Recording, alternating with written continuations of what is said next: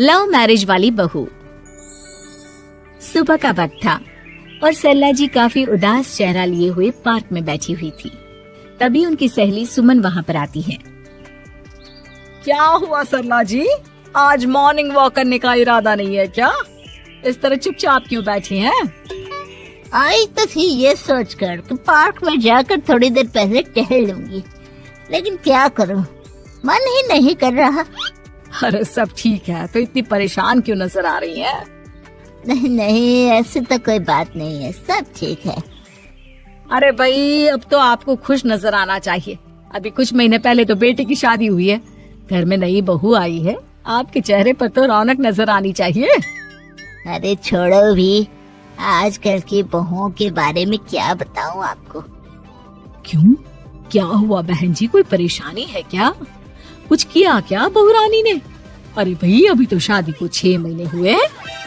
अब आपसे क्या छुपाना, आप तो जानती है मेरे बेटे ने लव मैरिज की है और मुझे ना इन लव मैरिज वाली बहुओं पर बिल्कुल भरोसा नहीं।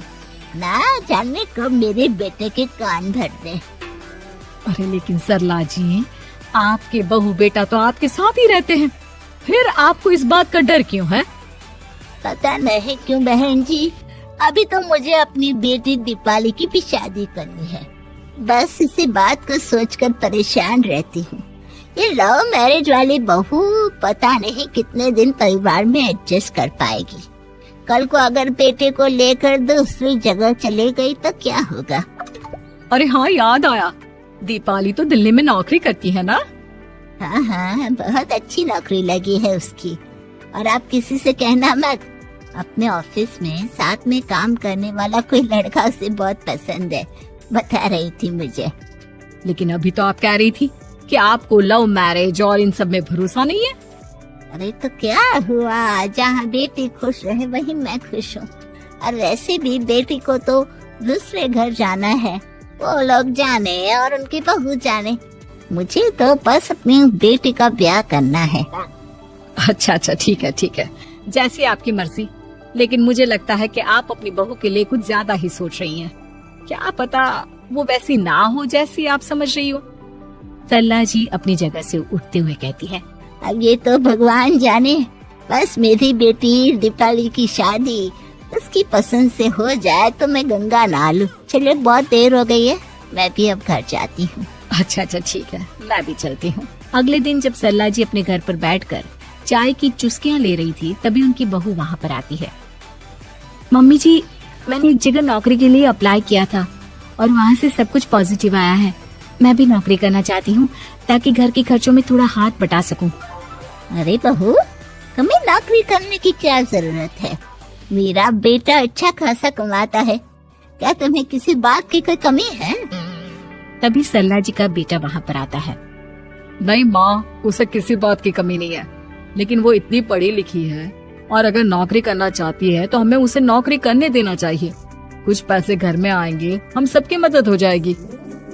तुम तो ऐसे कह रहे हो बेटा जैसे ये घर तुम्हारी पत्नी की कमाई पर ही चलता है। अरे नहीं नहीं मम्मी जी, इनके कहने का ये मतलब नहीं है, बस मेरी ही नौकरी करने की इच्छा थी, इसलिए आपकी परमिशन चाहते हैं। अब भाई, मेरा बेटा तुम्हें लव मैरिज करके घर में लाया है, मैं तुम्हें कुछ कैसे कह सकती हूँ? जो मर्जी आए करो। सरला जी का बेटा और बहू वहाँ से चले जाते हैं। अब उनकी बहू नौकरी करना शुरू कर देती है। कुछ ही दिन बाद सरला जी की बेटी दिल्ली से अपने घर आती है और अपनी माँ से कहती है, माँ, मैंने आपको बताया था ना, मुझे अपने ऑफिस में साथ काम करने वाले एक लड़के से बहुत प्यार है, मैं उससे शादी करना चाहती हूँ। माँ, हाँ हाँ, तो मैंने कब मना किया? अगर तुम उसे पसंद करती हो तो उसके घर वालों को कहो, हम आपस में बात करके तुम्हारी शादी तय कर देते हैं। अरे लेकिन माँ, एक बहुत बड़ी परेशानी है। क्या परेशानी है बेटा? माँ, वो लड़का बहुत अच्छा है, लेकिन कुछ ज्यादा ही पैसे वाले घर से उसके माँ बाप। उन्हें मेरे और उसके रिश्ते से वैसे तो कोई परेशानी नहीं है, लेकिन वे चाहते हैं कि शादी 5 स्टार होटल में हो। अरे ऐसे कैसे, हम तो मिडिल क्लास लोग हैं, हमारे लिए 5 स्टार होटल में शादी करना कोई आसान काम थोड़ी ना है। लेकिन माँ, मैं क्या करूँ? मैंने उनसे बात करने की बहुत कोशिश की, बस एक इसी जगह बात अटक गई है। साफ साफ कह दो बेटा, शादी करनी है तो ठीक है, लेकिन ये 5 स्टार में शादी करने वाली शर्त में नहीं मान सकती। अरे कैसी बात कर रही हैं आप मम्मी जी? अगर दीपाली को कोई लड़का पसंद है तो हम उनकी शादी के लिए पूरी कोशिश करेंगे, और अगर बात पैसों की है तो कोई परेशानी नहीं है। हाँ हाँ, तुम्हें तो बस बहुत आसान लगता है सब। जिस तरह तुमने मेरे बेटे से इतनी आसानी से शादी कर ली, सारे काम उतने आसानी से नहीं होते। समझ में आया? हर काम करने में पैसे लगते हैं। लेकिन माँ, मैं उस लड़की को बहुत पसंद करती हूँ। सही बात है बेटा, लेकिन तुम उस लड़के से साफ साफ कह दो, अगर उसे तुमसे शादी करनी है तो अपने घर वालों को मनाए। अगर नहीं मना सकता तो तुम दोनों अपनी गृहस्थी अलग से कहीं सेट कर लो। कोई जरूरत नहीं है अपने माँ बाप के साथ रहने की। मम्मी जी, ये आप क्या कह रही हैं? मैं भी तो आपकी बेटी के साथ लव मैरिज करके आई हूँ। अगर मैंने भी ऐसा ही किया होता तो? लो, अब तो मुझे उल्टा जवाब देने लगी। देखो बहू, मैं तुम्हारी सास हूँ, मुझसे ठीक से बात करो। लेकिन माँ, भाभी ठीक तो कह रही हैं।